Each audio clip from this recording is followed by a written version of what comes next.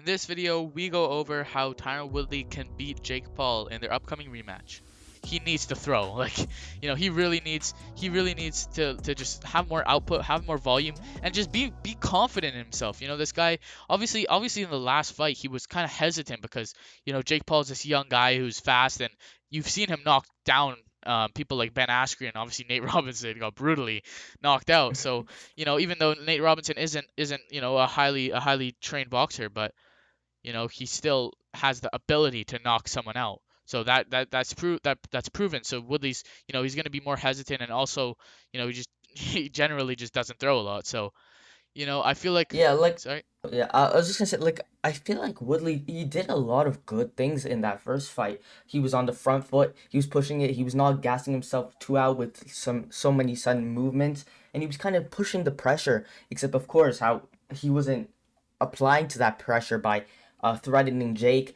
And he also came in right with how he was trying to be cautious, but also he was a bit too cautious of course, just not throwing. But he did a lot of good things right. He had some good defense lined up, and he was just being careful of Jake throwing his shots. He Yeah, got caught with a few combos, a few nice combos from Jake, but especially early on. otherwise he was doing good, and he was eating a lot of Jake's best shots. I think maybe he might have gotten stunned a bit at one point where he clinched up, but otherwise he was eating the shots, and he was doing really well. And but the activity just killed him in that first fight. It just destroyed. He didn't have any momentum to, or he had only like that big momentum when he knocked down Jake pretty much, but then he just killed it by just not following up.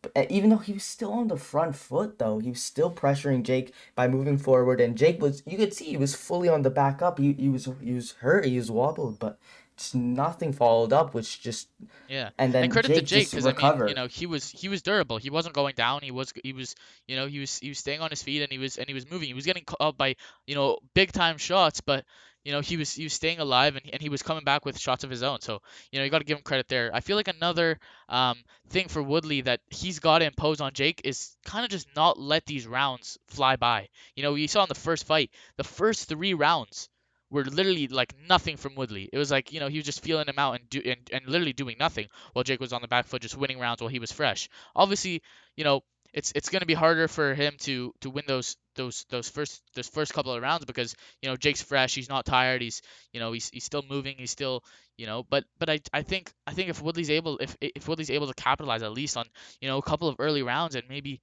show Jake, he's in the fight from the beginning, then I feel like that could really go to his advantage because obviously those a lot of rounds just passing by. Even the fifth, sixth, and seventh round, when Woodley was saying in this press conference that he had recently, he was saying like, "Oh, I don't think Jake ever got the momentum back after that fourth round knockdown." But Jake did get that momentum back because Woodley didn't throw enough. He didn't impose himself enough. He just let the rounds go by while Jake just stayed on the back foot, jabbed his way into winning on the judges' scorecard. So I feel Yeah, like Jake just robbed those rounds pretty much. Even the beginning rounds, even though Jake was kind of fresh, yeah. it's not like he threw a lot. Like he threw like a few good combinations, but it's not like he was doing like a lot of. It's not like he was super active because of course he was also being super cautious of Woodley's power, and I think that's also why he decided to go on the back foot, like heavily in this fight, is because he was, of course, he knows the power that Woodley possesses, and he ended up feeling it, of course, later in the Huge fight. But shots. like, it's not like Jake did a crazy. He gassed himself out in the first rounds, and he just went all out to get those rounds. Woodley just pretty much let him have it Yeah, by just exactly. unloading. And another thing that Woodley has to do is just kind of impose his durability. Jake was seen to, not have the greatest cardio or at least cardio management. The way that Jake was, running around the ring every 5 seconds and, throwing him on the other side of the ring and just running around the ring. And that's going to take a lot of energy from you, especially if you're a novice. You've only been doing it a couple of years. That's going to gas you out. And that's exactly what we saw. Jake was breathing heavily in like the fifth rounds.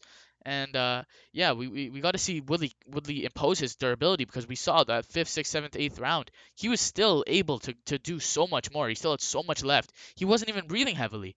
He was out there. Was barely even sweating. So if Woodley's able to impose his durability, stay durable, stay strong in there, and impose his cardio, which it might be difficult this fight because he hasn't had a whole camp like Jake has, and Jake's been preparing for Tommy Fury, who's supposedly a real boxer, people say, but obviously that's not happening now. So it's gonna be interesting. He also has to capitalize on the fact that Jake's not fighting Tommy Fury anymore.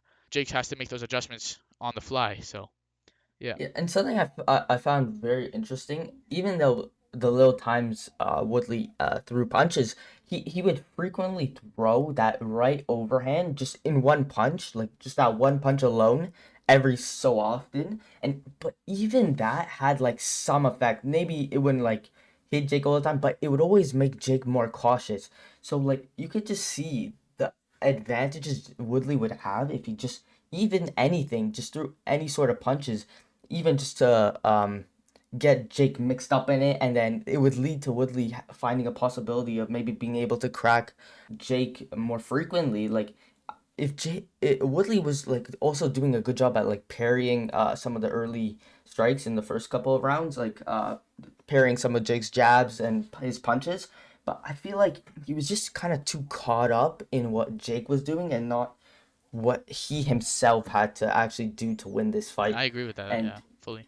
Jake just kind of Jake did right. He was sticking to the game plan. He managed to recover super well, and he of course has to make some adjustments, which we'll be talking about. But for him, considering some like of course he could have probably been more active in himself, even though he was trying to be super cautious of Woodley's power, but he was just taking advantage of Woodley not throwing anything and just lining up some good Yeah. shots and getting the points on the board for himself. And even another thing that Woodley, could do to beat Jake Paul. Obviously, we're going through tons of different things that Woodley has to do. If he wants to capitalize on this rematch, if he wants to win this, another thing is he's got to counter. He's got to make Jake Paul pay because he did. I don't think he landed a significant counter shot in that first fight. And Jake Paul's coming in and out, and coming into range, coming out of range, throwing combos, doing this, doing that. He's moving everywhere, but Woodley's just kind of letting him do it. He's just sitting around hunting him down, just not making him pay. Maybe he's blocking, maybe he's getting out of the way, maybe he's doing that, but is he countering? Is he hitting him with nice shots on the return and finishing the exchanges right?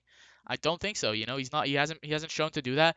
He hasn't shown to be able to counter Jake or just impose himself more in that aspect. So it's gonna be hard for him. It's gonna be hard for him to win this fight if he's not making Jake pay for the mistakes he's doing. Obviously, Jake's super raw in his skills, and he's only been doing it for a couple years. Willie's so much more experience. That's all that experience and you know all that all that pedigree of being a Hall of Famer, of being a five-time UFC world champion. That's no easy task.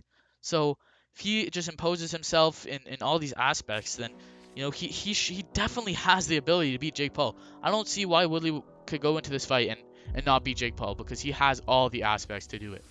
Thank you guys so much for watching this video. It is taken directly from our Punch Plan podcast, which you can check right now on your screen. And that's pretty much it. Be sure to like and subscribe if you enjoyed.